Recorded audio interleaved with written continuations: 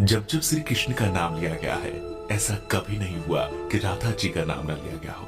श्री कृष्ण को अमूमन भक्त राधे कृष्ण कहकर पुकारते हैं, क्योंकि यह दो शब्द, ये दो नाम सिर्फ एक दूसरे के लिए बने हैं और इन्हें कोई अलग नहीं कर सकता। लेकिन तब क्या हुआ था जब कृष्ण को राधा को छोड़कर जाना पड़ा? बिना कृष्ण के आखिर राधा कैसे रही होगी? ये सवाल ही मन में व्याकुलता पैदा कर देता है। आज हम राधा के जीवन के वो पन्ने पलटने जा रहे हैं जिसके बारे में हम में से ज्यादातर लोगों को कुछ नहीं पता होगा। कृष्ण से राधा और राधा से कृष्ण को कोई जुदा नहीं कर सकता, लेकिन हालात और वक्त ने इन्हें भी नहीं बख्शा। यह हम सभी जानते हैं कि कृष्ण का बचपन वृंदावन की गलियों में बीता। नटखट नंदलाल अपनी लीलाओं से सभी को प्रसन्न करते तो कुछ को परेशान भी करते, लेकिन कृष्ण के साथ ही वृंदावन की खुशियां थी। कृष्ण ने अपनी बांसुरी की मधुर ध्वनि से अनेकों गोपियों का दिल जीता, लेकिन सबसे अधिक यदि कोई उनकी बांसुरी से मोहित था तो वो राधा थी। लेकिन राधा से कई ज्यादा प्यार कृष्ण उन्हें करते थे। राधा कृष्ण से उम्र में 5 वर्ष बड़ी थी, लेकिन फिर भी इस बात का फर्क न कृष्ण को पड़ा और न ही राधा को। राधा वृंदावन से कुछ ही दूरी पर रैपली नामक गांव में रहती थी, लेकिन रोजाना कृष्ण की मधुर बांसुरी की आवाज से वो खिंची चली आती थी। कृष्ण का जीवन भी साधारण नहीं था। धीरे धीरे वह समय निकट आ रहा था जब कृष्ण को वृंदावन छोड़कर मथुरा जाना था। कृष्ण के दुष्ट मामा कंस का अत्याचार चरम सीमा पर पहुंच चुका था और एक दिन कंस ने उन्हें और उनके भ्राता बलराम को मथुरा आमंत्रित किया और इसी बात से वृंदावन नगरी में सभी के भीतर एक डर पैदा हो गया। वृंदावन में मानो जैसे मातम सा छा गया था। माँ यशोदा तो परेशान थी क्योंकि उनका दिल का टुकड़ा उनसे दूर जा रहा था, लेकिन कृष्ण की गोपियां भी कुछ कम उदास नहीं थी। दोनों को लेने के लिए कंस के द्वारा रथ भेजा गया, जिसके आते ही सभी ने उस रथ के आसपास घेरा बना लिया, ये सोचकर कि कृष्ण को नहीं जाने देंगे। उधर कृष्ण को राधा की चिंता सताने लगी थी और वे सोचने लगे थे कि जाने से पहले एक बार राधा से मिल ले। मौका पाते ही वे छिपकर वहां से निकल गए और फिर उन्हें राधा मिली, जिसे देखते ही वह कुछ कह न सके। राधा कृष्ण की इस मिलन की कहानी बहुत अद्भुत है। दोनों ना तो कुछ बोल रहे थे और ना कुछ महसूस कर रहे थे, बस चुप थे। राधा कृष्ण को न केवल जानती थी बल्कि उनके मन और उनके दिमाग को भी समझती थी। कृष्ण के मन में क्या चल रहा है वे पहले से ही भाप लेती थी, इसलिए शायद उन दोनों को उस समय कुछ बोलने की आवश्यकता नहीं पड़ी। और आखिर राधा को अलविदा कहकर कृष्ण लौट आए और आकर गोपियों को भी समझाया और अनुमति लेने के बाद वहां से चले गए। और वृंदावन कृष्ण के बिना सूना हो गया।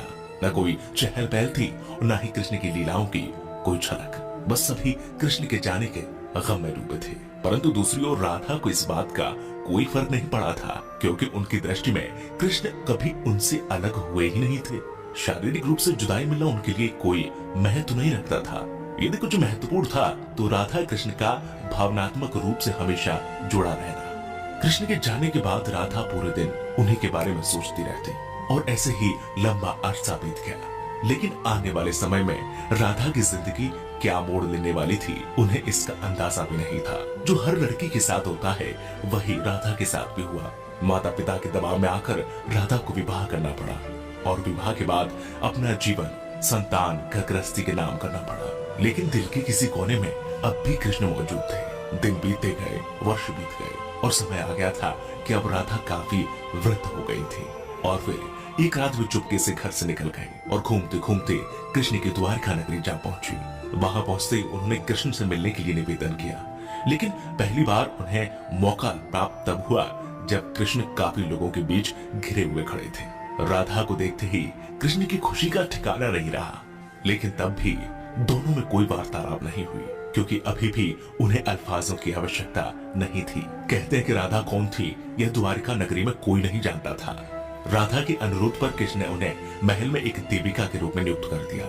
वे दिन भर महल में रहती, महल से संबंधित कार्यों को देखती और जब भी मौका मिलता दूर खड़े होकर कृष्ण के दर्शन कर लेती। लेकिन फिर भी न जाने क्यों राधा में धीरे धीरे एक भय पैदा हो रहा था, जो बीतते समय के साथ बढ़ता चला गया और उन्हें फिर से कृष्ण से दूर जाने का डर सता रहा था।